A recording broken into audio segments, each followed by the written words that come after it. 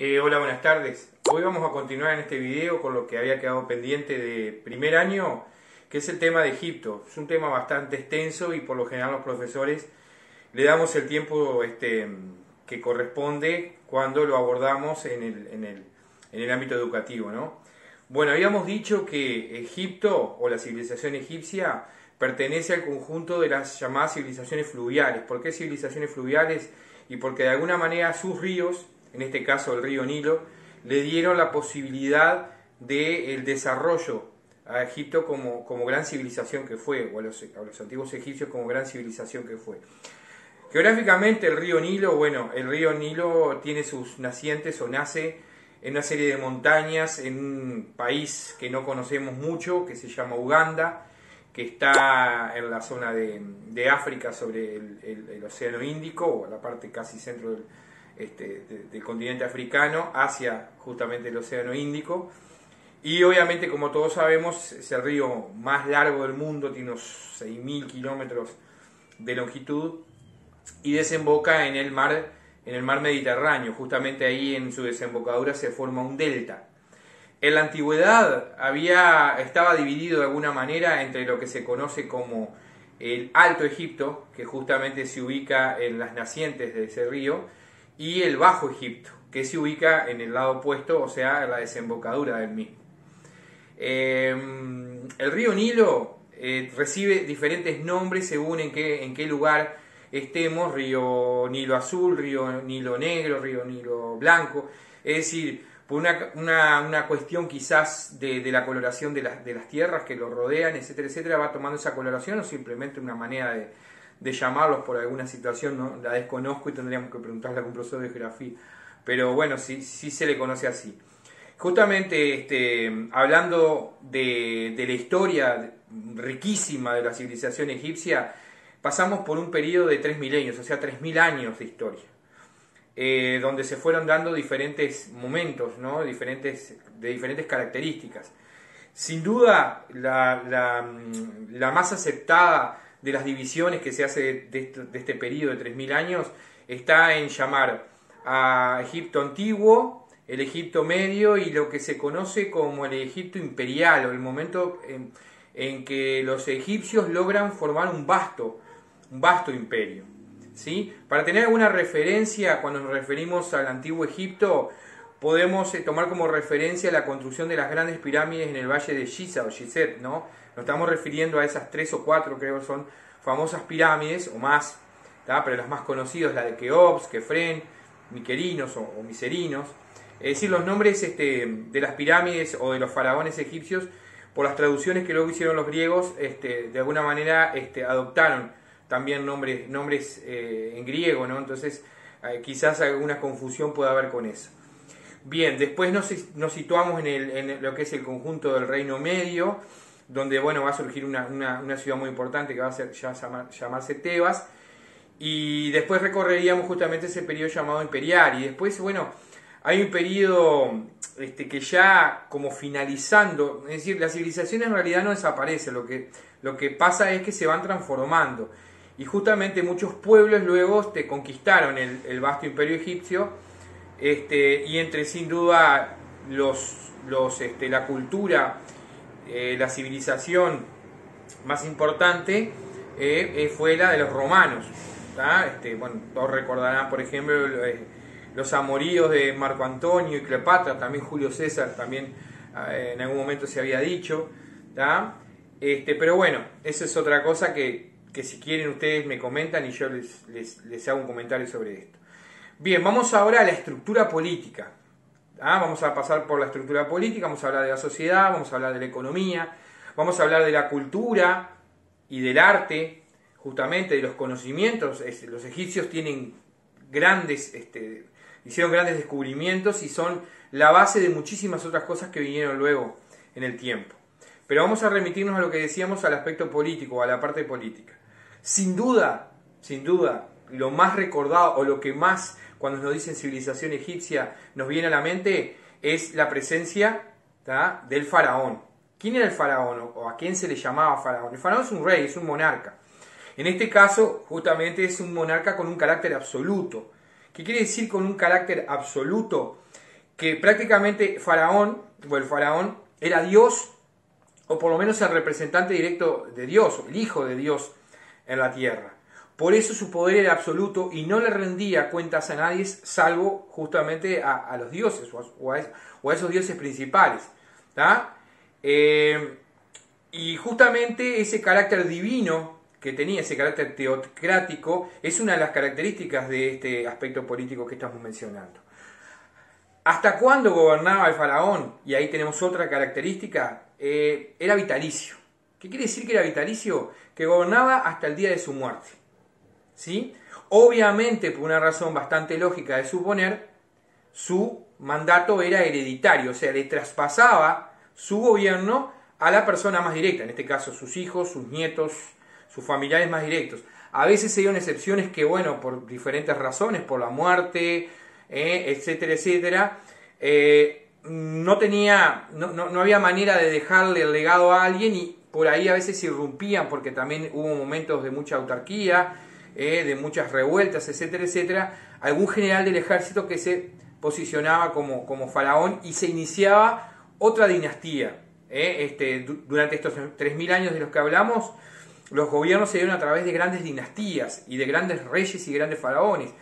Podemos mencionar a Kefren, podemos mencionar a Ramses o a Ramsés, podemos mencionar a Menofis, y bueno, y sin duda uno de los más conocidos, aunque su gobierno fue muy corto, porque llega a ser faraón a muy corta edad, y luego fallece. Hay varias conjeturas de su fallecimiento, y fue sin duda Tutankamen o Tutankamón, y que se le dio mucho más publicidad cuando se descubrió allá por 1922-1923 su tumba por creo que un arqueólogo, creo que era norteamericano, de apellido Carter, que es el que saca a la luz esos tremendos y fabulosos tesoros, ¿tá? Que denotan y que testimonian lo que fue la civilización egipcia en cuanto a su poderío y a su riqueza. Después, bueno, también hubo grandes reinas, sin duda Nefertiti, Cleopatra, que tiene un episodio muy romántico y también un poco cuestionado, y no se sabe a ciencia cierta cómo se produjo su muerte. Se habla, de lo que más se habla es justamente que se hizo morder por una serie de víboras, creo que tipo una cobra o algo así, y bueno, y a raíz de eso fallece. Pero bueno, esas son cosas que quedan un poco en lo anecdotario y que a veces no son del todo tan importantes como si lo que estamos hablando ahora. Entonces, volviendo y organizándonos un poquito, porque me fui un poquito, el tema es que el faraón, y aquí tengo yo dibujada una pirámide para ir viendo, el faraón ocupa de esa pirámide la parte de arriba, ¿no? La parte jerárquica más importante.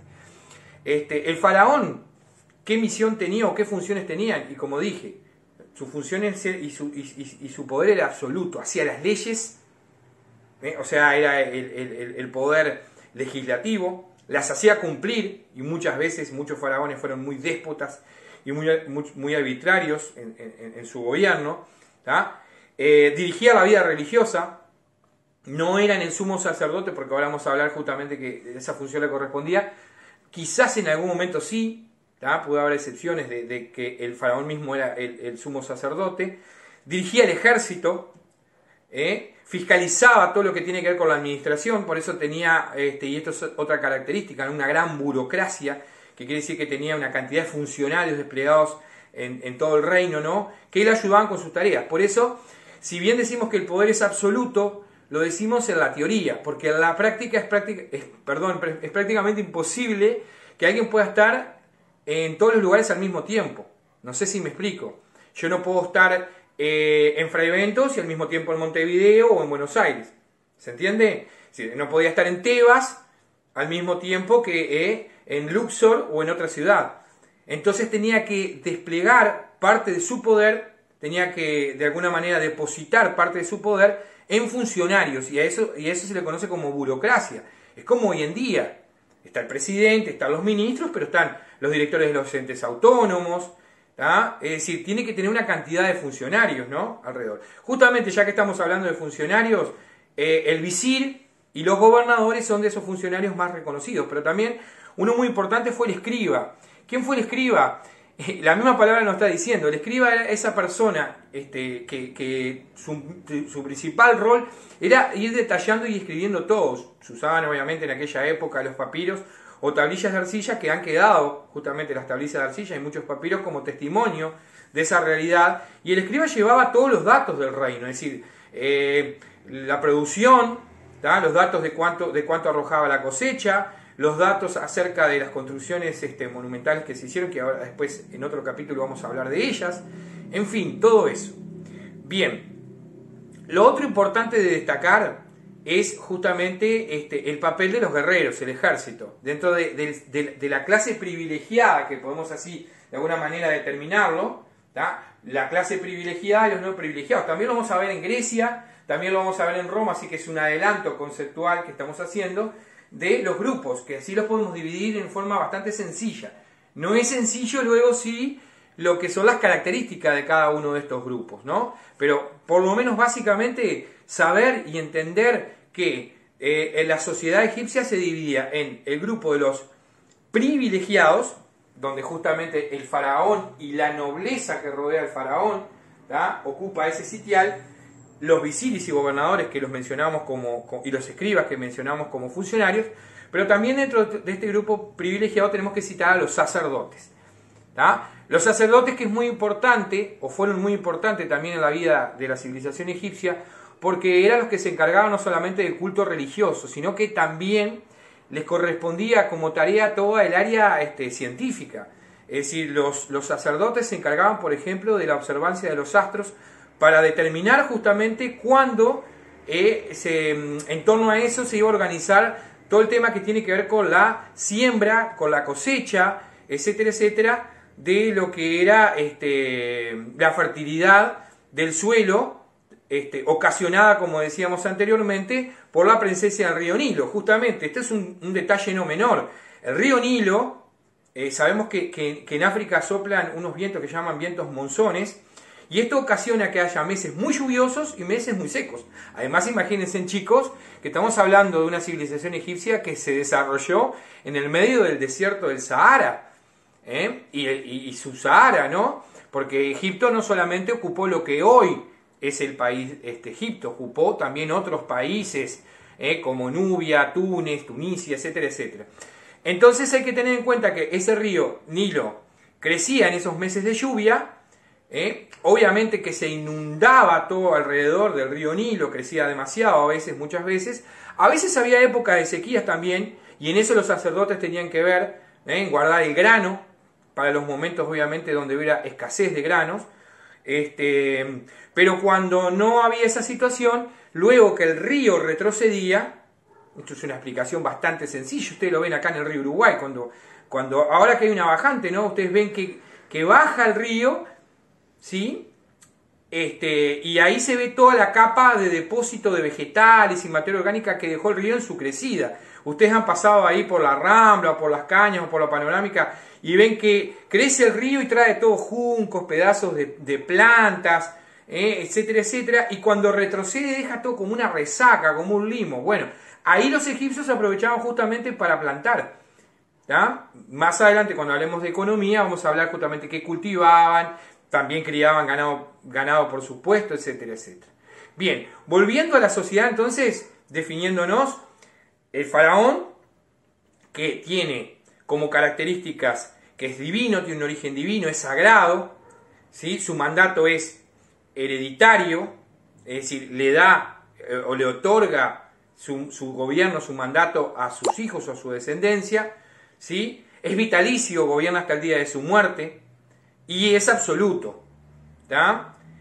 Bien, después los visires, los gobernadores, los escribas, los arquitectos del rey, que serían los funcionarios que rodean al rey, están los recaudadores de impuestos y otros de menor jerarquía, de menor valía, y los guerreros y los sacerdotes dentro de esta clase que nosotros llamamos como clase privilegiada. Los guerreros son los soldados, chiquitines, son los soldados que en determinado momento, cuando los egipcios se lanzan un poco a la conquista, van a ser muy importantes, pero también obviamente como un elemento de defensa ante los ataques extranjeros que los egipcios también lo sufrieron durante estos vastos 3000 años, ¿no? Los hicsos, los macedonios, los romanos, etcétera, etcétera.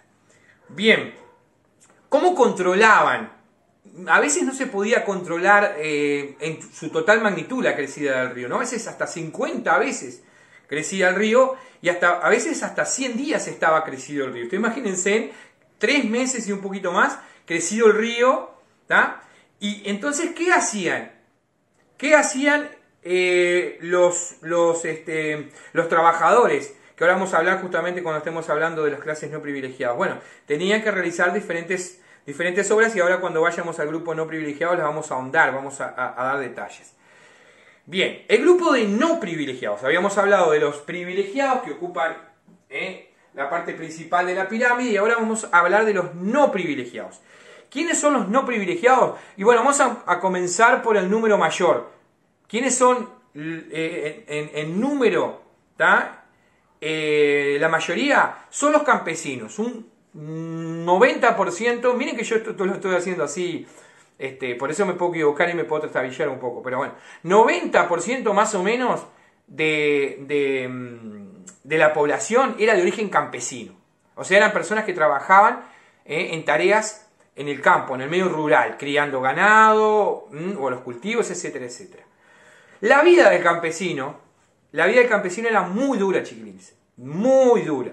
Además de lo que todos podemos suponer del trabajo del campesino, imagínense que en esa época no había manera casi de medir el tiempo, cuando salía el sol y cuando se ocultaba el sol, ¿no? El día y la noche, ¿tá? Y trabajaban desde la salida del sol hasta la caída del sol, y en tareas muy duras, y en condiciones muy duras, ¿tá? Pero aparte de eso, de esas condiciones duras, que era su vida normal y natural, tenían que pagar impuestos.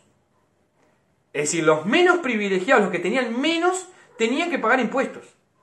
Y muchas veces no podían pagar esos impuestos, porque imagínense en una sequía o alguna otra circunstancia hacía que no recogieran su cosecha. Y los funcionarios de Faraón, los funcionarios del rey, estaban a cada rato pisándole los talones para cobrarle esos impuestos. Y muchas veces no los podían pagar. ¿Y qué pasaba con eso? Y bueno, muchas veces eran encarcelados o peor aún. O sea, hubo faraones muy arbitrarios, muy déspotas, que no les temblaba el pulso de mandar a matar a las personas porque sí. Y bueno, una de esas cosas era justamente no tener o no corresponder con su pago a los impuestos. ¿Sí? Bien, pero a su vez, esto no queda ahí.